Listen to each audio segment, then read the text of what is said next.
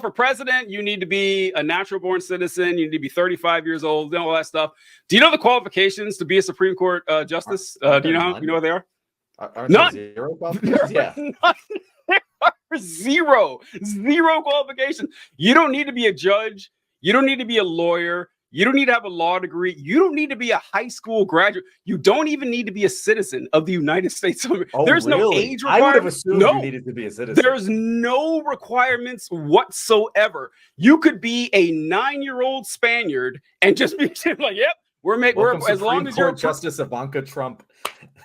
Exactly. There's no qualifications at all. And I think there's a problem there. I think we should first, that's not the first thing I would do. Qualifications are the first thing I would take care of. The first thing I would do is get rid of the lifetime appointment. I think we've suffered a lot with this lifetime appointment thing because it keeps people locked in place for decades.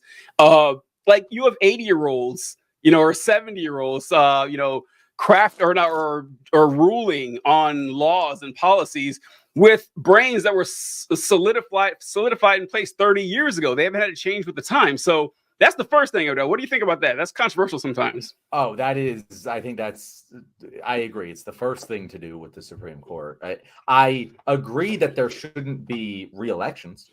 Like the idea behind the lifetime appointment is, you don't want to become political. You don't want people making insanity. That makes sense to me. Just have a single term, and that solves that problem.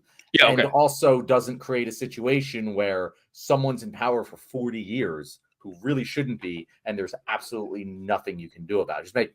I'm even fine with like a decade term. Like that's fine. Like that works for me. That's a good amount of time to do your work and make a mark on the world and like whatever, and you don't need any more. It really doesn't make any sense. It should just be changed out. And like it's not, and if you make it 10 years, then you automatically have it be the next president picking your replacement. The same president can't pick the replace. I guess they can if they just retire. But like like that, I think that would be the reasonable solution. And that, I'm really just gut feeling that maybe there's a better one, but I feel like everyone could agree to that. You know what I mean? I always said 15. It doesn't matter. It's just like the number of years. Yeah, whatever. Good long appointment, and then you're out of there. One shot, one kill. You're done. And this, because sticking around forever is absurd. It's just absurd. There's no reason to have this. And you also mentioned like how you can't get rid of them unless they die or they retire. Now, we can get rid of them through impeachment, but that doesn't really happen. It's just as useless as the presidential impeachment. So go ahead. It's never going to happen. In fact, I would say it's more useless than the presidential, because at least the presidential impeachment, you could theoretically get enough of a public outcry over something the president did to get him impeached. You couldn't do that with this. Like a Supreme Court justice would have to I don't even know what they would do that like people would care enough about to get impeached. Like besides to a mass shooting. It would be very difficult to impeach a Supreme Court justice. Yeah. It's the Clarence Thomas. I was talking to a friend of mine about Clarence Thomas today, that Clarence Thomas, it came out that Clarence Thomas has been bribed. Was it Harlan Crow that was bribing Clarence Thomas or Peter T? I can't remember which one it was. Yes, that was Harlan Crow and Clarence Thomas. However, he's been connected to several Supreme Court justices, I think. Yeah. Clarence Thomas is the big one. And that Harlan Crow had been he paid for Clarence Thomas's kids' schooling. He bought Clarence Thomas's mom a house. Multiple lavish vacations. Yes, takes him out on yachts and everything. It's like, okay, I'm sure he's not just doing this out of the goodness of his heart. It's not like him and Clarence Thomas were, elementary school best friends and everything. They both just happened to be. No, come on. And so that's obvious bribery. Nothing's happening to Clarence Thomas. Nothing at all. And in fact, a couple weeks ago, I wanted to do a story about this, that some congressman wanted to file articles of impeachment against. No, not articles of impeachment. It was censure. He was even more useless than impeachment. Even more fucking useless. Right? It's just not even. Not only is it not going to happen, but even if it did, nothing would happen. That's another thing I remember learning in school. I think it was 11th grade. I had to take civics or government class for the state of Missouri, and I learned about congressional law and parliamentarian review and everything.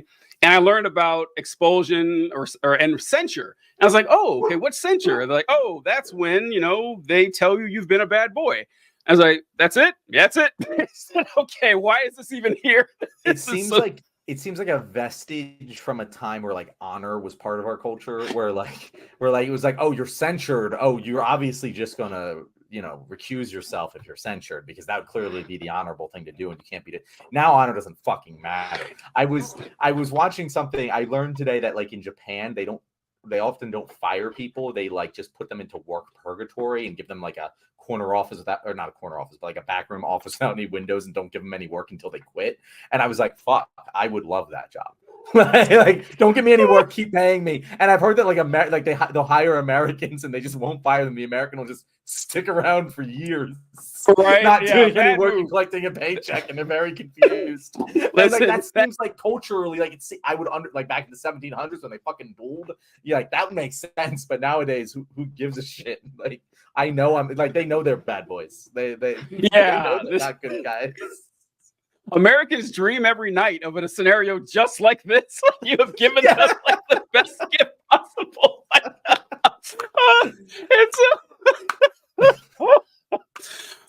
I sentence you to say what? No, go ahead.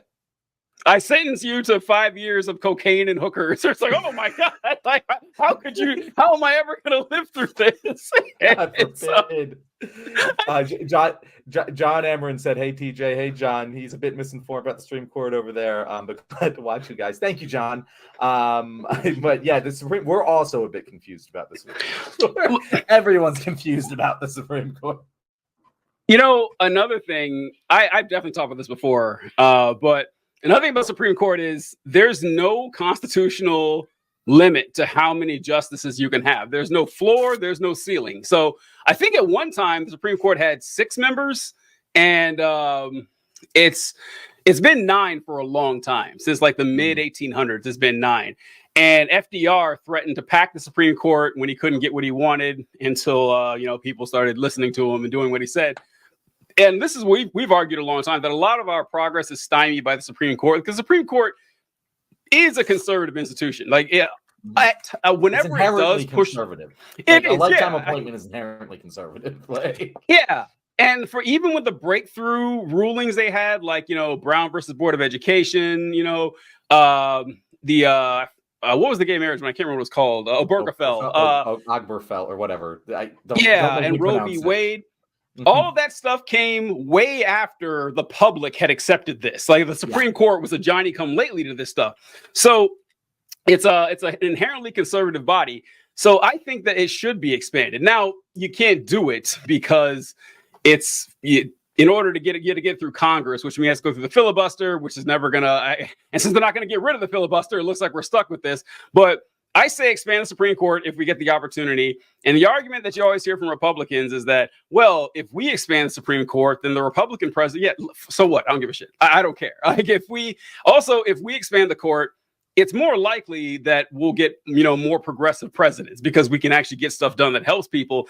And as far as I'm concerned, I could not support the Supreme Court expanding more. I say expand it to 15, expand it to 21, expand it to 105, expand it to 3,000. It's like, but expand TJ, it to, if we expand it that much, the court will just seem like an absurdity.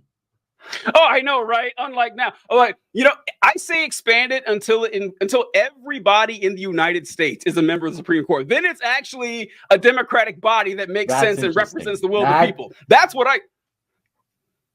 interesting. That could be done. Like it theoretically could be done. We're all qualified. Everyone listening to this is qualified to be a Supreme Court justice. And it would have actual legitimacy at that point. It would have actual legitimacy. Like, hey, this is what people actually want because we're all the Supreme Court. It makes a hell of a lot more sense than 9 people deciding, what everyone has to say in the country. The courts are packed by... Yeah. Work is already purgatory. That's kind of true. I don't know, John. You're the Catholic. Is it like purgatory? I thought it was like a waiting area. I guess. Yeah. Purgatory. I mean, it's like fucking Beetlejuice. You're just in the DMV line at the waiting room. You just kind of sit around waiting to be ready to enter heaven. I actually don't remember too much about purgatory. What is he saying? Bergefell didn't come after public opinion. Look at polling, support for gay marriage rose. Was it not at 50%? That's incredible to me. If it wasn't at by 2014, I would have. But I don't know. I don't know the numbers. But I would have almost. I would have guessed it was over 50% by 2014. I would have. Yeah, but I mean, gay marriage is. Let me soapbox about gay marriage for a little bit. Let's go. Let's go. It's one of those things that really, I look back at my life as over a quarter of a century in here, and just like when I started life, gay marriage was illegal, and it didn't make any fucking sense then, and it never makes any sense for gay marriage to be illegal because there's only a religious argument. That's the only argument to be made against gay marriage is that marriage is supposed to be between a man and a woman, which like why? And the only argument to answer why is because religion. And so like the entire concept of it doesn't make any sense for the majority of Americans to have believed in prohibiting gay marriage, and yet they did. And since then, not that many of them have died. And like a lot of them have died, but most of them are still around. And somehow in those 25 years, I'm supposed to believe that they changed their opinion that was entirely irrational due to some rational thought, and that just doesn't make sense to me. Like, I swear to God, like, yeah, if you polling at the time over 50%, I'll believe, but actual in their heart of hearts, I'm not so sure. That's interesting. As time, but so Obergefell wasn't that long ago, and it's like yeah, not even okay. 60% in 2015. Okay, all right. See, that makes sense. And now it's probably like 80 something, But now the question is like, should it be legal or should it be legal and do you like it? Because I feel like a lot of people would fall. It's like, no, actually, I don't like it, but I can't give you like you said, John. I can't give you a good argument, outside of the religious thing. So that's interesting. God, it's. John had a good comment there where he said that there's states where you can marry your cousins, but not someone with the same gender. It's insane. And like, that's true. That was very much a true thing. That is wild, man. I saw some poll about Alabama. While never a good sentence that starts. It's never good news. It's never good news when you check a poll in Alabama. But it was a shockingly high number of people in Alabama who still thought interracial marriage should be illegal. And it was a modern poll too. It wasn't like from like 1970s or something. Even worse. That was not even religious. That's just, we're straight up racist. It's just racist. I know. That is some wild shit. This is like, we make fun of the South all the time that outside of like barbecue and sweet tea, the South gets everything.